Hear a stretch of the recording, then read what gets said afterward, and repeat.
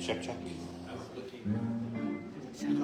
Talk into that, Judy. I can just see what the, just give it a check so I can see what the monitor's doing. Check, check. So, Luann. Just want to make sure it's not going into the yellow. That's where we get the ring, is as soon as it goes up into the yellow, so that's why I try to keep it on. Okay. Okay. We'll see. We'll see how it goes. All right.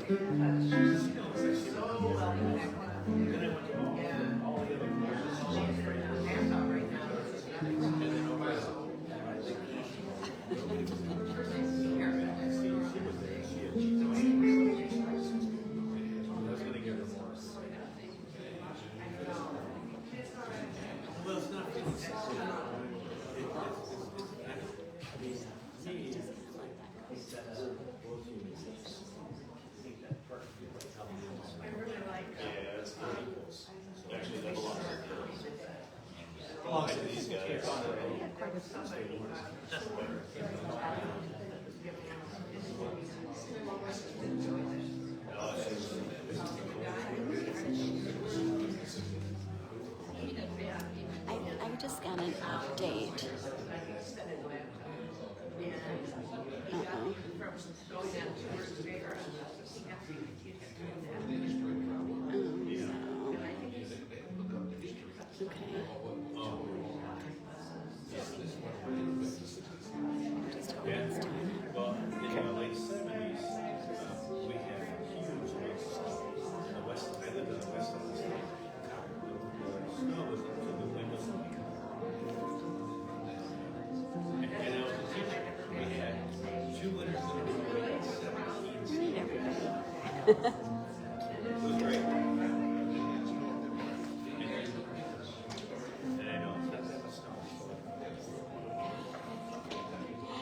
Hello, everybody.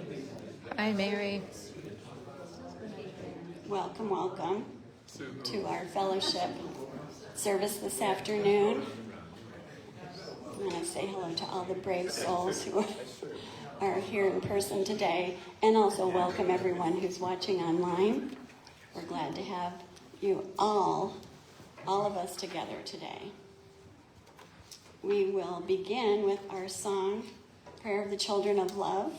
So if you would please stand if you're able and sing along with us, and Corey will guide us.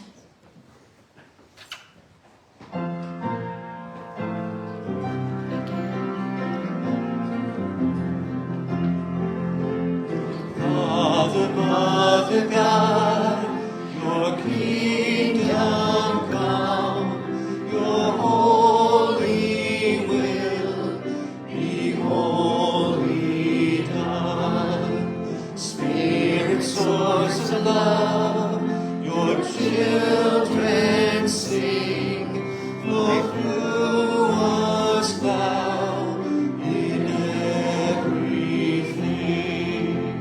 Every day, in every way, our prayer is this. Everywhere, let love be there, and so it is. Father, Mother, God, your kingdom come, your holy will be wholly done. Spirit, source of love, your children sing, flow through us now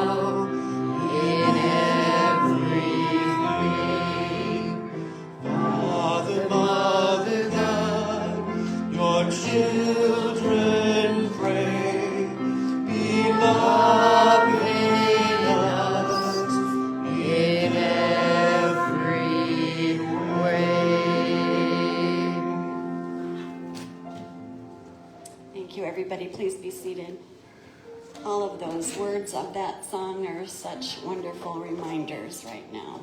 So thank you again, Corey, for this song. Let's begin to relax for our opening meditation. Oh, take a deep breath.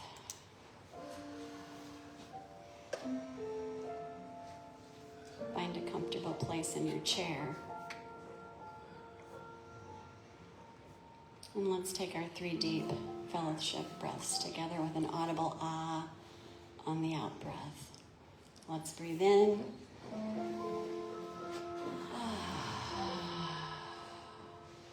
Breathe in.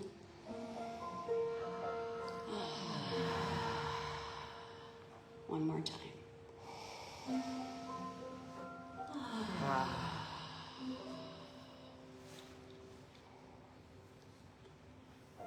And just follow your breath and know that every breath is calming and restorative. As we lay down all of our earthly concerns.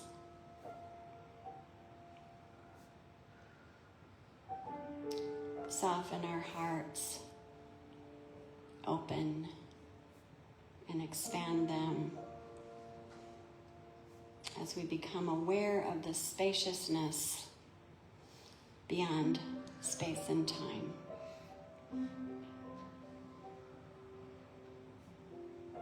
With open hearts, we feel our way to compassionate oneness with all beings.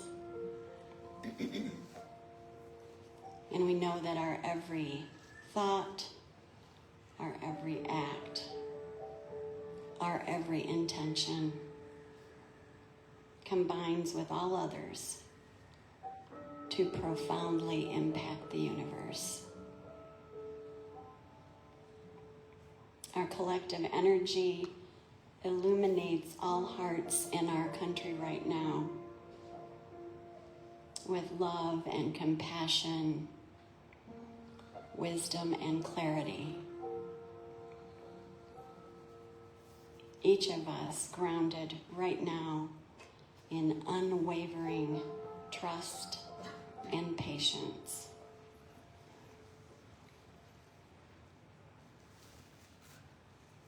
We are comforted knowing that there is always a bigger spiritual picture. And so we allow all things to develop in perfect timing. We say yes to divine inspiration,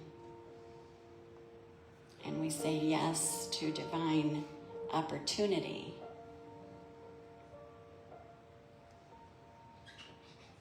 And yes to divinely inspired action. We hold everyone in our country and all beings on this planet in a powerful, powerful circle of love. And together we say, and so it is. Thank you so much. Now we have some wonderful special music from the Dangling Participles. Please give them a warm welcome.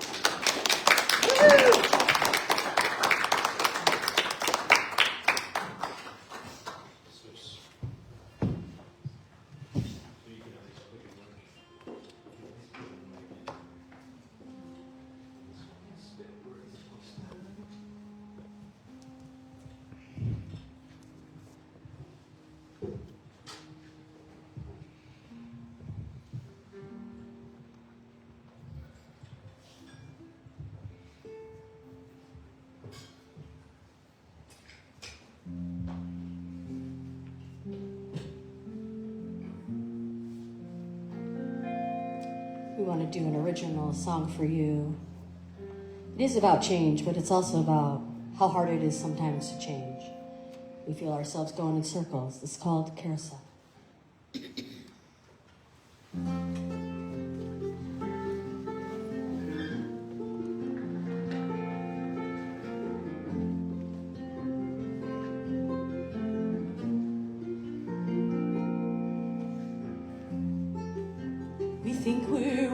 you'll talk cease, running fast and free. But the halter slipped around our heads, tied to a lead we cannot see.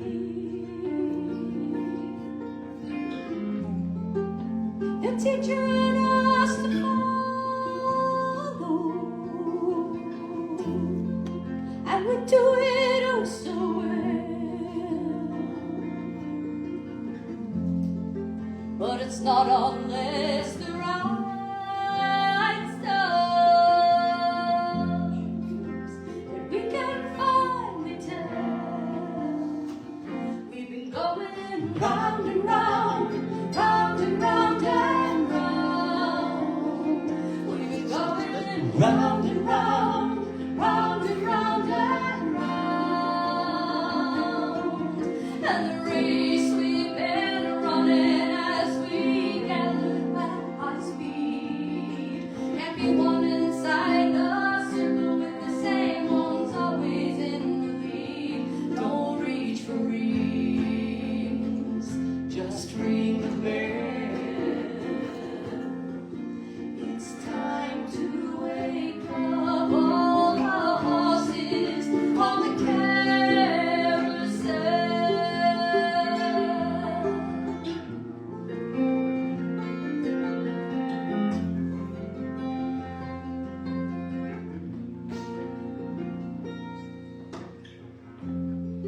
We'll face the fear of losing out. Oh, it's a dream, let's prepare.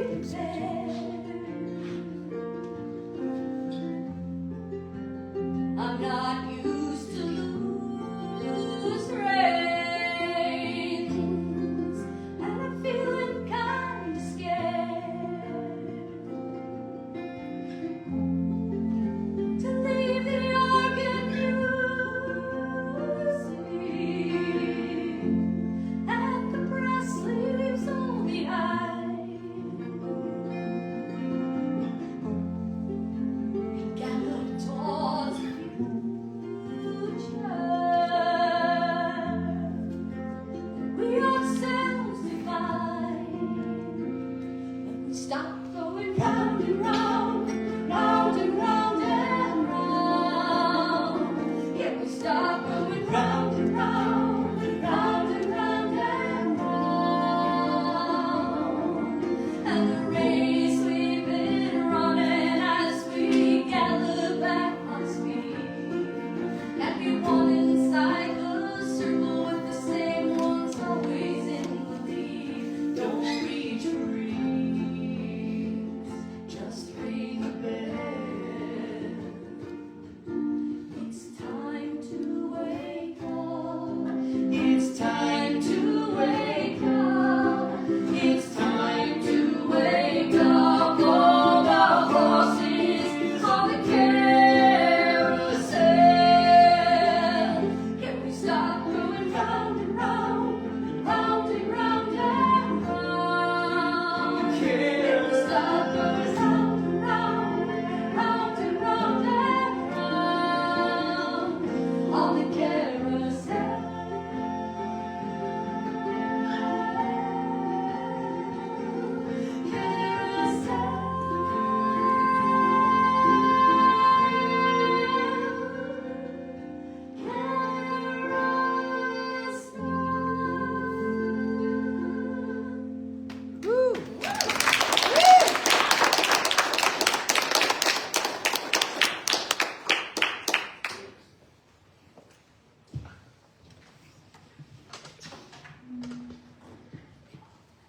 Thank you, dangling participles. That was wonderful, wonderful. We are going to sing a fellowship song together now. As the week progressed, I just kept hearing a number of people say, what can I do? What can we do? And with all that's going on in the world. And this song popped into my mind. So I'd like to invite us all to stand, turn to page 6, And together we'll sing Loving Service.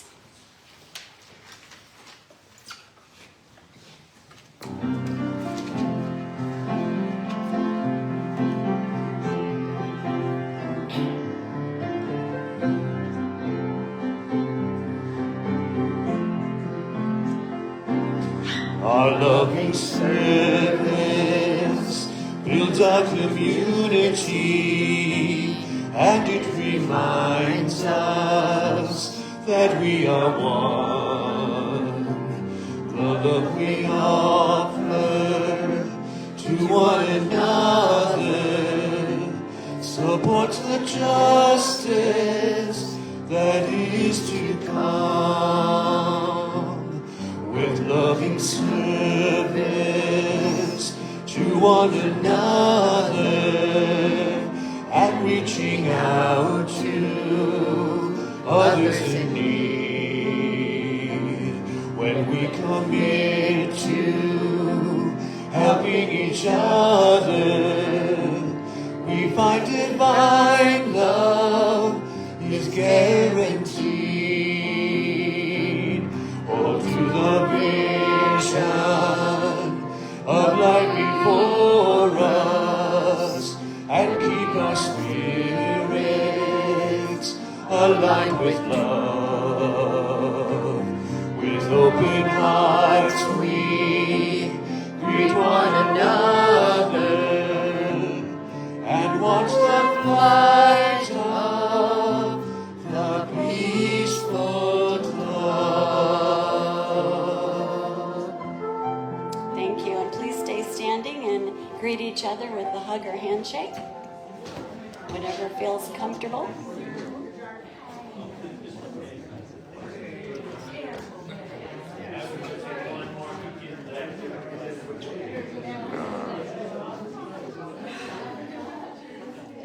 I saw Andy leaving.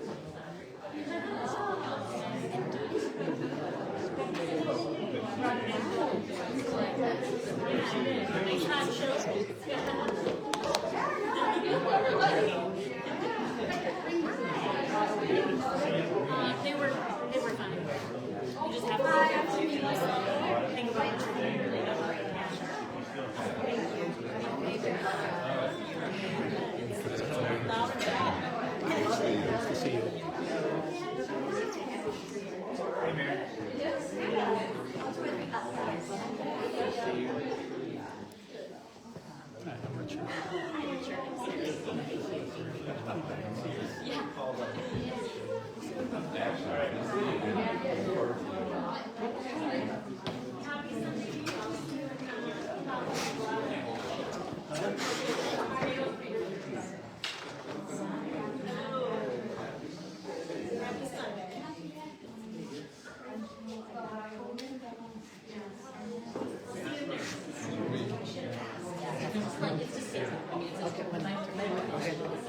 You can charge interest, I'll give you free.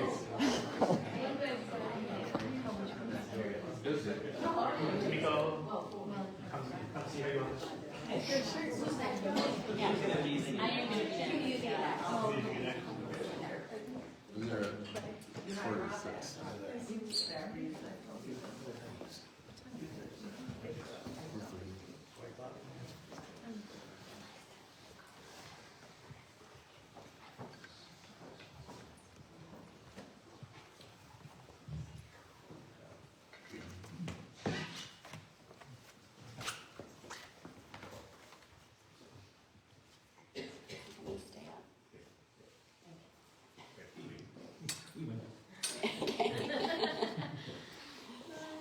Oh, I'm so happy to introduce our speaker this afternoon. She's back with us for a second time.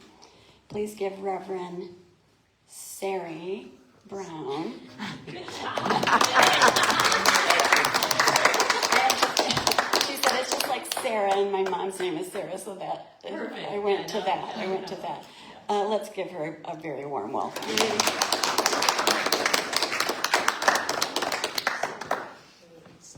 I do feel like applauding when people pronounce my name correctly, so that felt great. Thanks, Mary. Oh, I should have just said it rhymes with your name. That would have been even easier. Oh.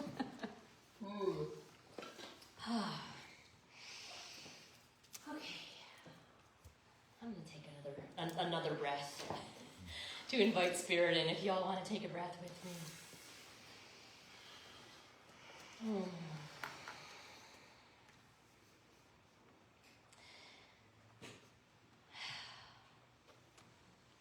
And this is not the topic of my message, but I do feel like starting out just by mentioning, because you mentioned married people asking what can we do, at the other church that I work at this morning, Sycamore Creek Eastwood, they were sharing something that is specifically not supposed to be shared online so that people don't troll it, but it is a Lansing based number you can call if you see ice.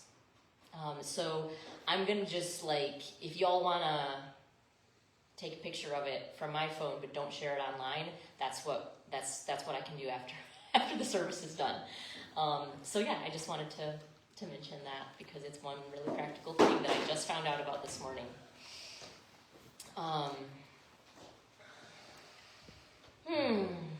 So I've spoken here, this is the second time, as Mary mentioned, and not only did you kindly receive me the first time, but you actually asked me to come back.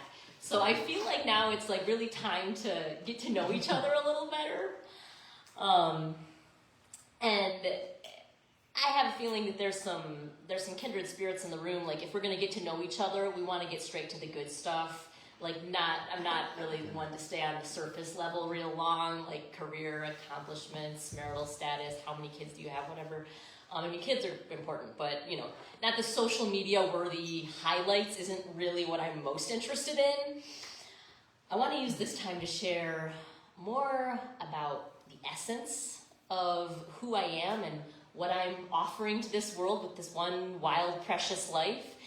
And I want to make some space for y'all to share your essence in this space as well. So you'll see later on what I mean by that.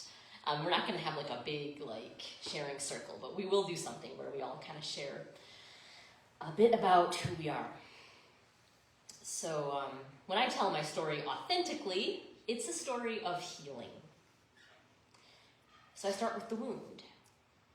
Today I want to start with a moment of crisis, of crossing over a threshold into new life.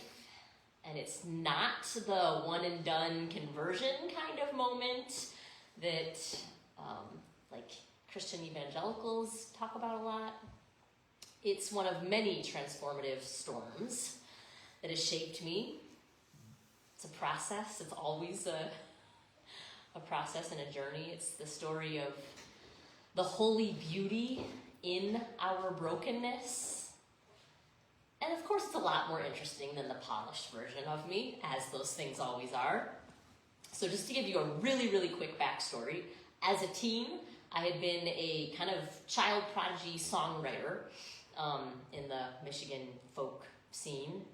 And I was trying to serve a purpose of opening people's hearts through my music. And then I found a spiritual home in the United Methodist Church, which I hadn't, I'd stepped away from Christianity, but I really felt the sense of home and calling there, and I actually then felt called to ministry.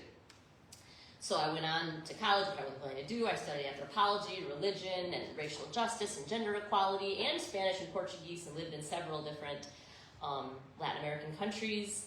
And I worked to fit my soul's song into these structures, ways of being in the church and in academia. And I'm going to put my phone on silent because I just had a buzzing message. And so the point in the story where I want to drop us is May of 2014. I had crossed over many borders and bodies of water at that point to reach Brazil, where I was trying to learn to serve God's people. And it was the semester before I graduated with my Master of Divinity, which is what they call it when you go to get your master's degree to be a pastor. And I was an exchange student, exchange scholar at a seminary in Sao Paulo.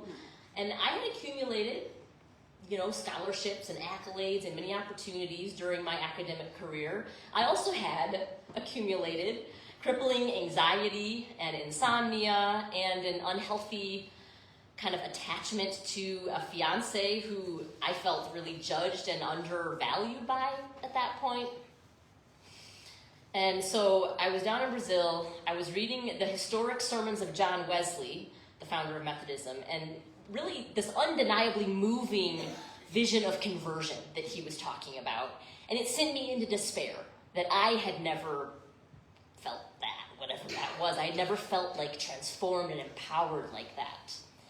I felt naked and exposed. I felt unclean and unlovable. It was the eve of my 27th birthday, and I had all kinds of things going on in my relationship. I was wading through rivers of tears all day long, and late in the evening, I finally got up the courage to knock on the door of Dr. Ellison, who was a young black pastoral care professor who was actually from Atlanta, from my seminary. He was a visiting scholar too.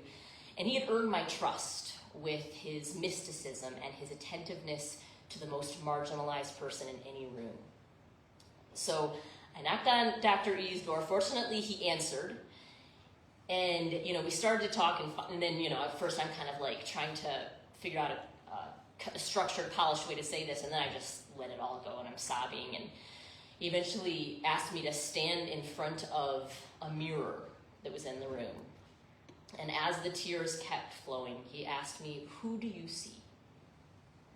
And I look at my blotchy face, just kind of contorted with pain, and I looked for a long time, and I could only see the demons that were tormenting me.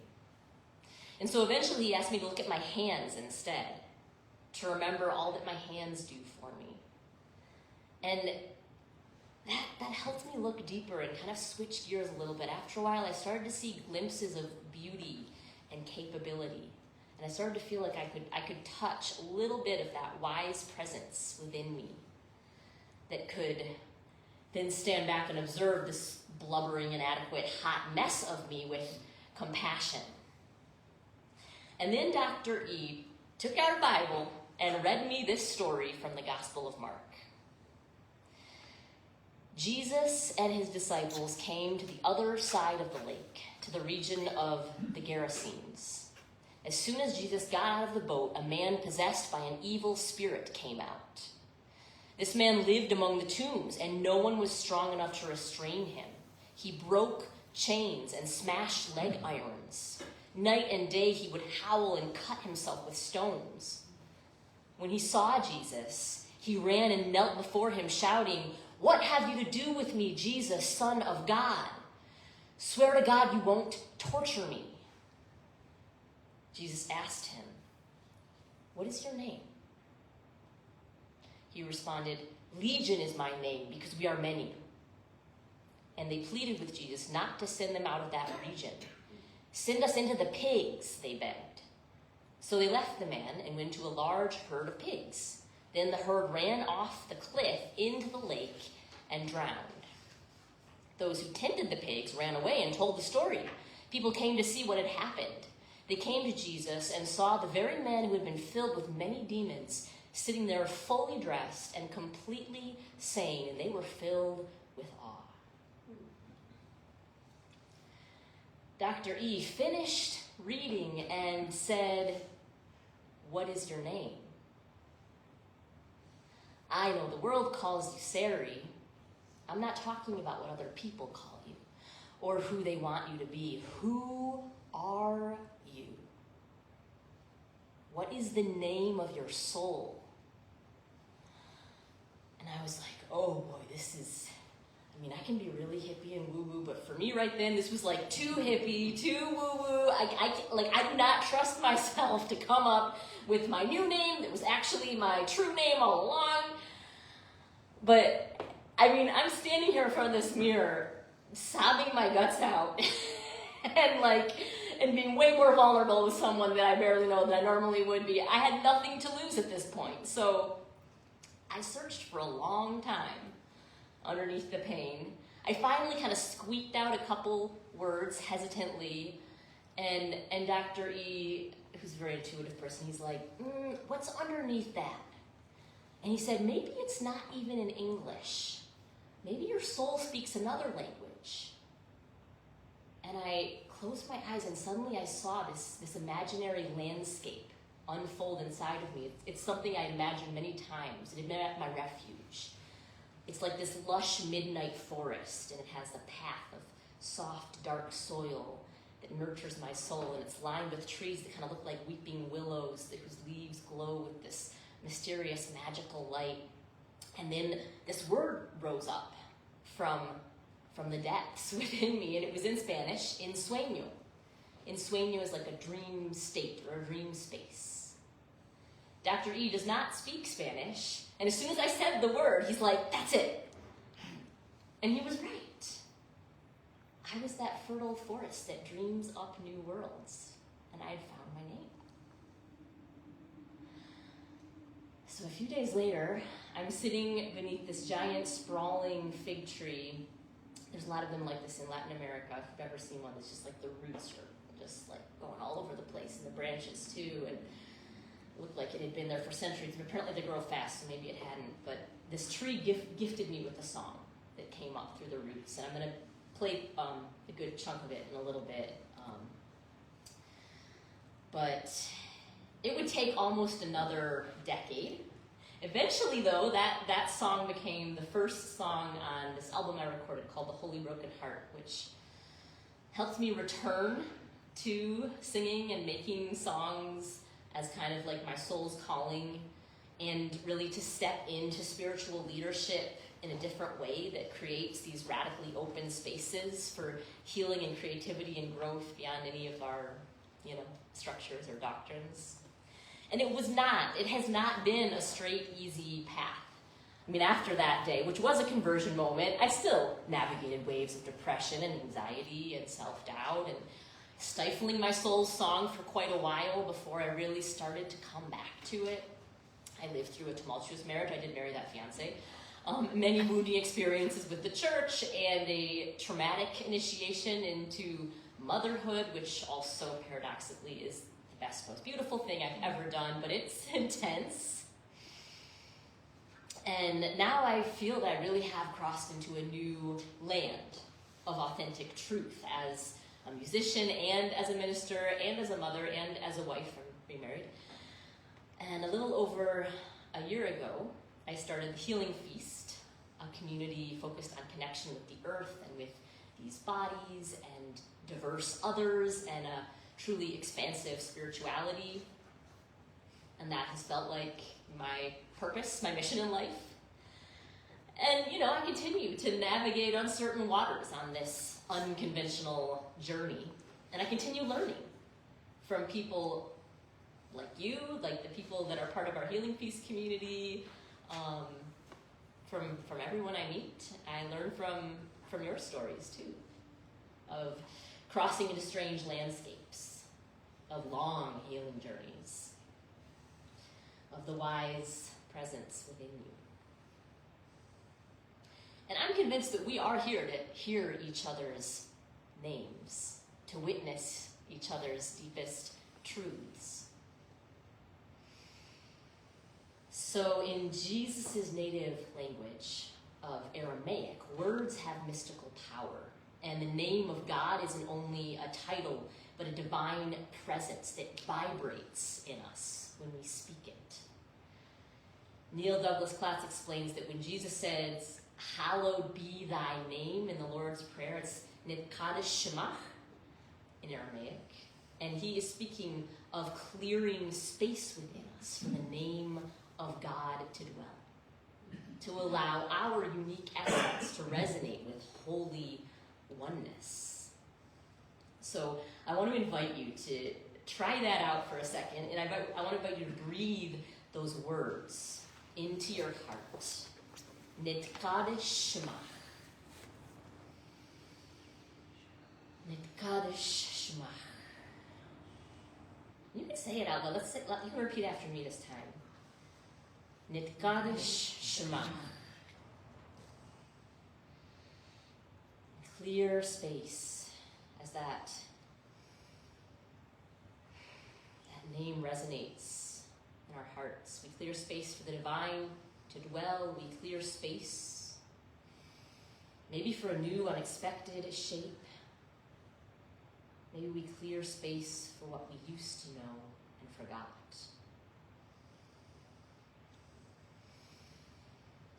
Et Kaddish Shema.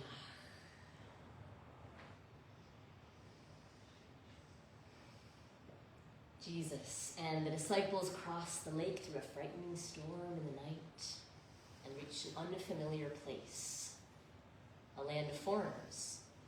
That's where they land in this story that I read. And as soon as they step off the boat, they encounter something stranger still. A man possessed by an evil spirit emerges from the graveyard where he was banished to live in isolated torment. When he sees Jesus, he runs up and shouts, "What do you want with me, Son of God? Please don't torture me." And Jesus sees beneath the uncontrollable compulsions, the shrieking fear, the gaping wounds. He sees a human being in there, and he asks the man, "What's your name?" The man responds, "Legion, for they are many demons within him." But legion is not just another way to say many. It is a division of soldiers in the Roman army. And one of the most famous legions used a boar's head pig as its mascot. The demons that overpower this man are an occupying power. They represent an empire that keeps peace through violence and control, that reconfigures and divides communities, that strips away dignity and self-determination.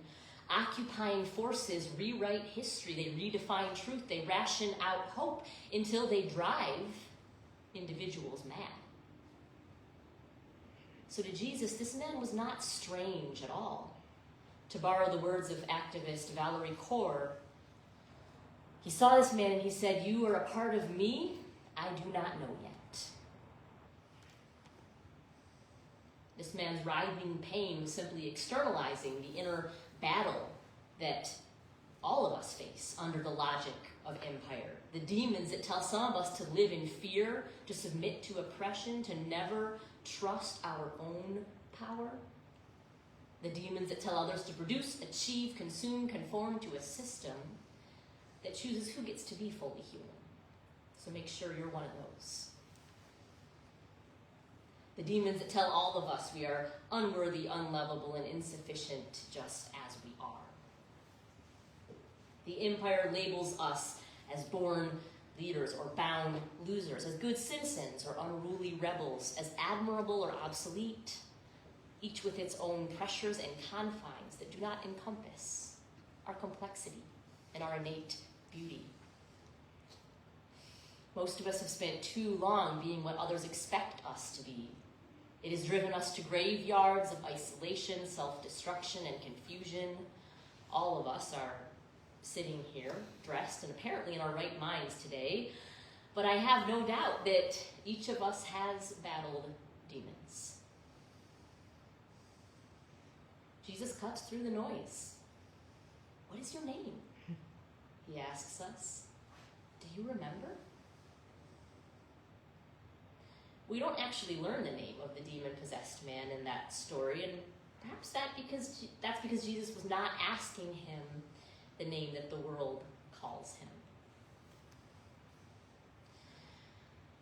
Maybe he's asking what I want to ask you now. What is the name of your soul's essence? What in you uniquely resonates with the divine name?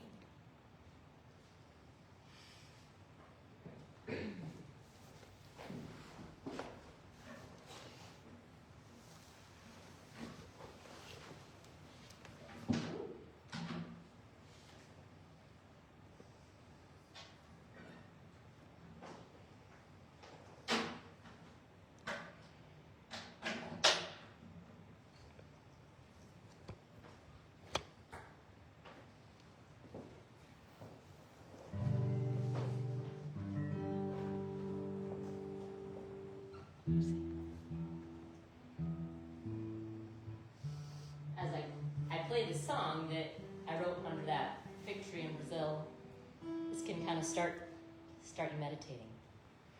This is the invitation.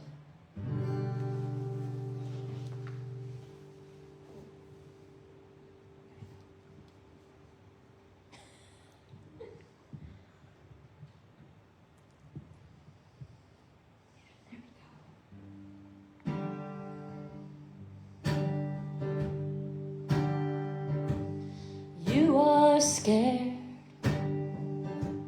but you're not fear. You want to run away, but you are here. You are trapped, but you're not a slave. You are hurt, but you're not pain. You're beaten down, but you're not defeat. You have so little faith, but you wanna believe. You're mixed up, but you're not impure. The you were made to grow into still remains. So what's your name? What's your name? What's your name? What's your name? What's your name? Is it beauty, mystery, teacher, comfort, builder, sustainer, sweetness or wonder, lover or rebel, or dancer in the rain? What's your name? What's your name? What's your name? What's your name? What's your name? What's your name?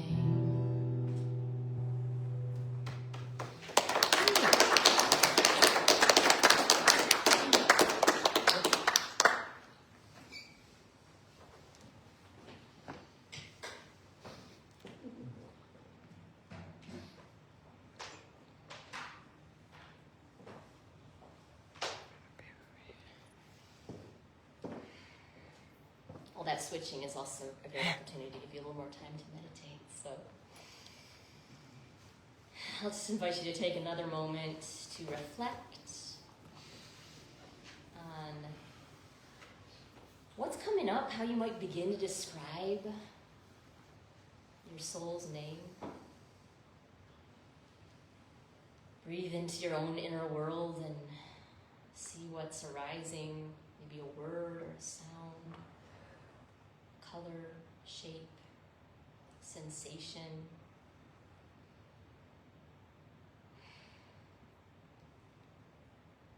And even if it's not something you feel is really like perfectly articulated or perfectly clear, trust whatever it is that you're feeling as your deep, deep truth. With the knowing that this essence of you and nothing else is what the world needs from you.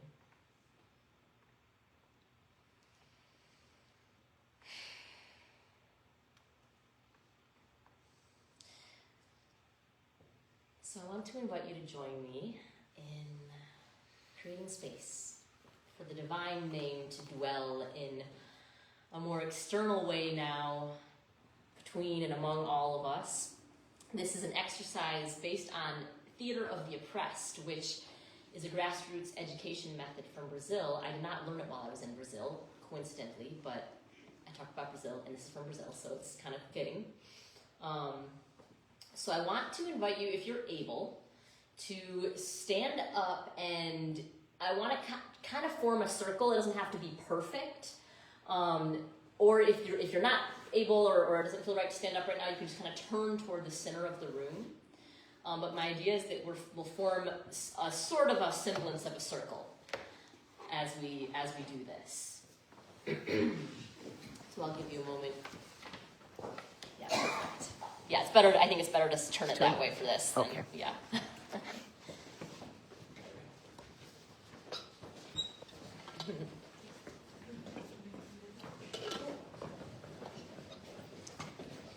All right.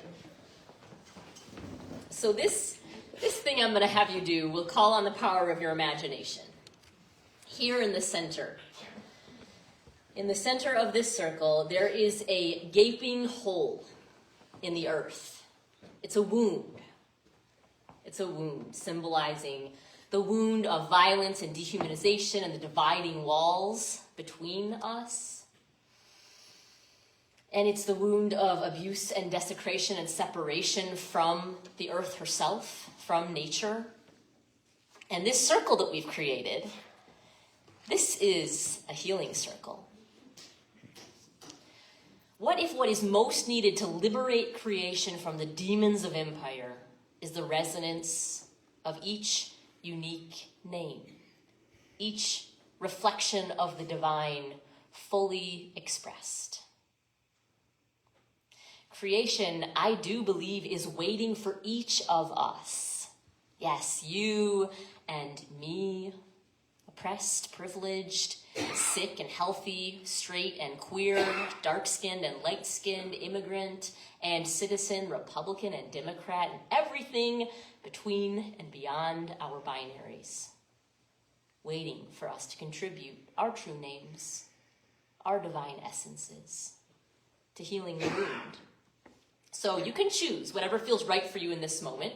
This might be your given name, and it might be something else.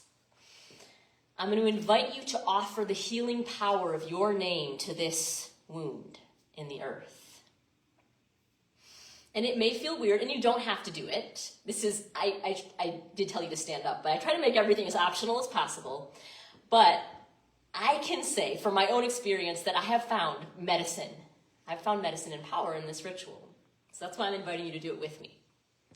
So this is what we're going to do. We'll begin softly with a whisper. We're going to take a breath together, and then on the out breath, I'll invite you to whisper out loud, but whisper your names into this wound. In sueño. All right, and then we'll do that 2 more times, all right? So, in sueño. Once more. All right, and now we're going to actually just speak them in our normal talking voice. We're going to speak them out loud. Ready? In sueño. Another time. In sueño. And now we're going to extend our hands to really send them with more strength, all right? In sueño. And now we're going to shout them. Are you ready? In sueño. And again. In sueño. And now we're going to do whatever movement you want to as you shout them. In sueño. Again. In sueño. And now, on the next breath, I invite you to just breathe out the name of your soul in silence.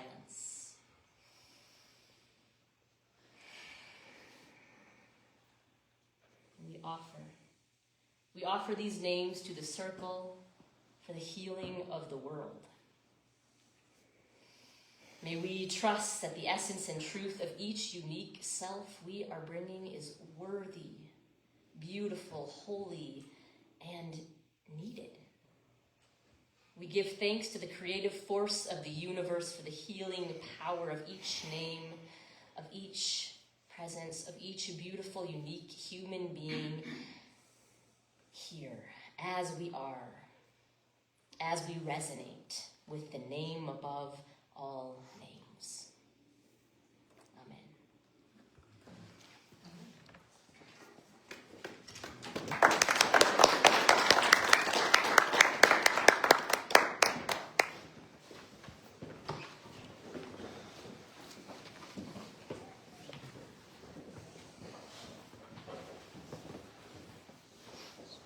Thank you so much, Sari.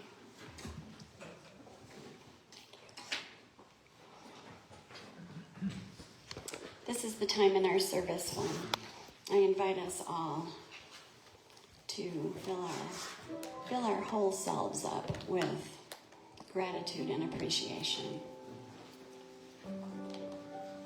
appreciation for ourselves, for each other, our family, our friends, this beautiful planet that we live on, and each other right here in this room. This fellowship, this spiritual community that has served us for in our 43rd year. We appreciate you so much, each of us turning to each other, showing appreciation for your generosity. This is a time when we will collect your donations and also your prayer request cards that go out to our prayer team. And as we do this, Corey will guide us in. We are grateful, or I am grateful. Grateful, I am grateful. Grateful, I am grateful. Grateful, I am grateful.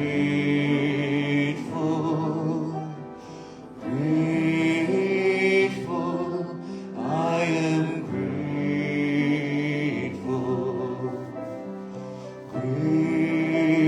Grateful, I am grateful. Grateful, I am grateful. Grateful, I am grateful. Grateful, I am grateful. If you would, please pull out your bulletins and read with me the blessing of our tithes and offerings this afternoon. The light of divine love shines eternally, blessing and multiplying our tithes and offerings. I joyously give, knowing I always have enough to share and to spare. And we also have names in this basket, names that you hold close in your hearts for those who are in need in some way. Maybe they're in fear, confused, hurting physically, emotionally. But I ask and invite all of us in this moment to reach out in our wonderful circle of love, surrounding them, extending love to them, and seeing it find its way into their hearts and minds. And together we say, and so it is. Thank you. Dangling participles.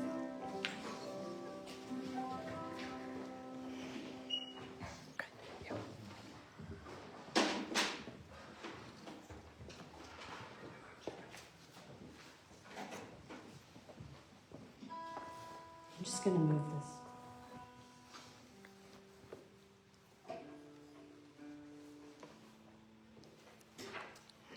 That's better. We're going to do another original song for you about being brave enough to face the fears that you have, to go out and do the work and do the change and do the hard things. It's called Brave Enough.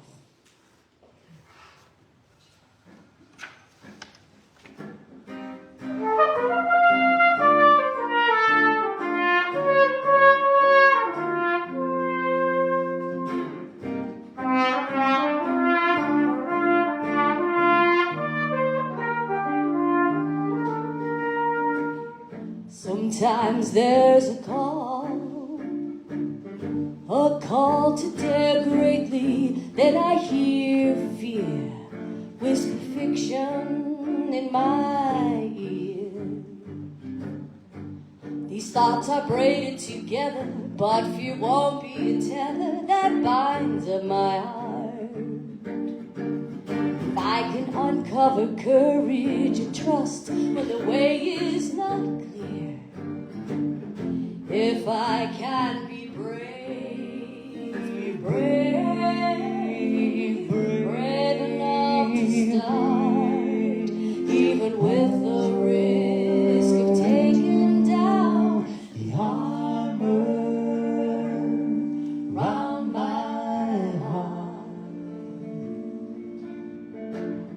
Oh, we've had to lean into failure, wrap our arms around and return its empty embrace. Stop trying to hide behind stacked bricks of pride that keep us apart. Hold mistakes in the light and then stare off right straight in the face. If we can be brave, brave enough to start, even with the risk of taking down the armor round our hearts.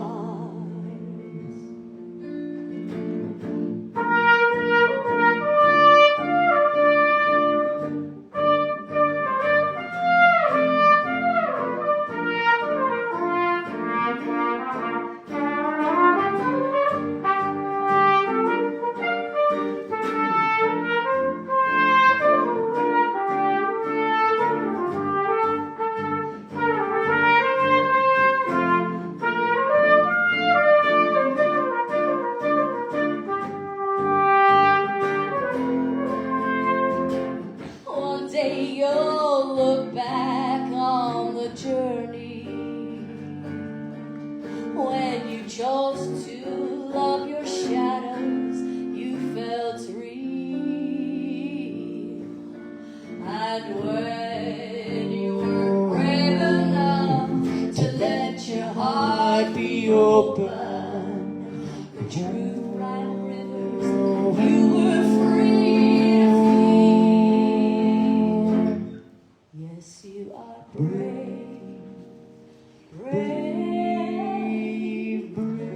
enough to start, even with the risk of taking down the armor round your heart. And the beauty inside you no longer hide behind the armor round your heart.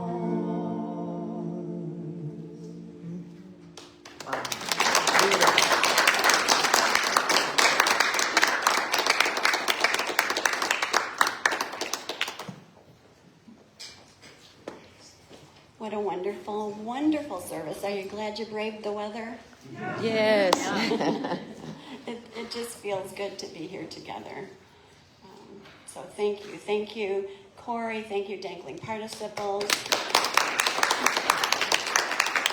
Thank you, Reverend Sari, for insight into yourselves and into ourselves. And thanks to all of you who came today and are watching. As we always say every Sunday, you're the important ones. So thank you for being here. I just have a few announcements. Waldemar Walk coming up this. I was like, you did. Are you on Are you on for the first Sunday? Yes. Okay. This next Sunday at 12:30, Waldemar Nature Center, and then the Death Cafe will be February 14th. That's a Saturday at 2 p.m. here in this building. And then later in the day on February 14th, which is Valentine's Day, we have our Valentine's Day dancing and dinner, Italian dinner theme fundraiser. We have lasagna and spaghetti for everyone, so if you want to just bring something that might go along with that, that would be appreciated.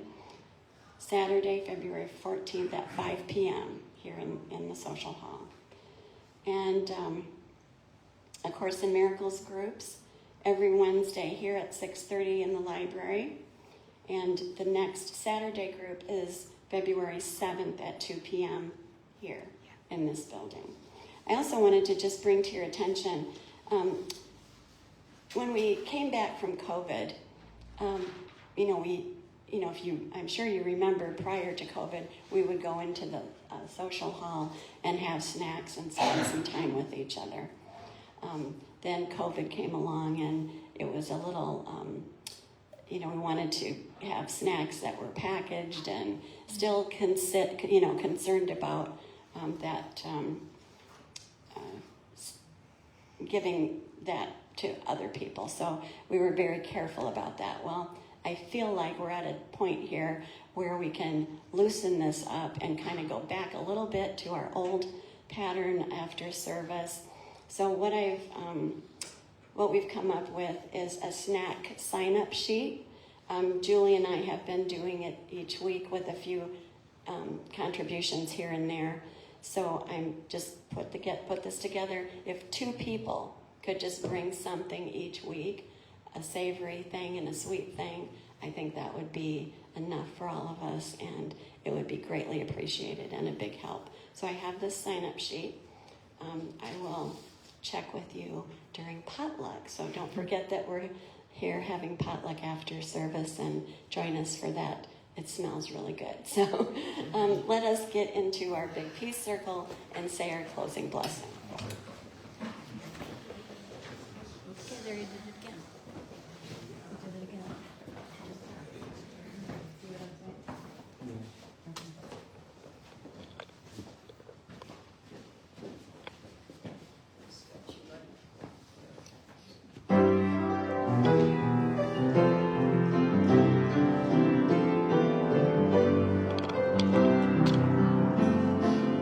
Let there be peace on earth, and let it begin with me. Let there be peace on earth, the peace that was meant to be, with God as creator, family are we. Let us walk with each other in perfect harmony. Let peace begin with me. Let this be the moment now. With every step I take, let this be my joyous vow. To take each moment and live each moment in peace eternally. Let there be peace on earth, and let it begin with me. The light of God surrounds us. The love of God enfolds us. The power of God protects us, and the presence of God is within us. Wherever we are, God is, and all is well. And that's the truth.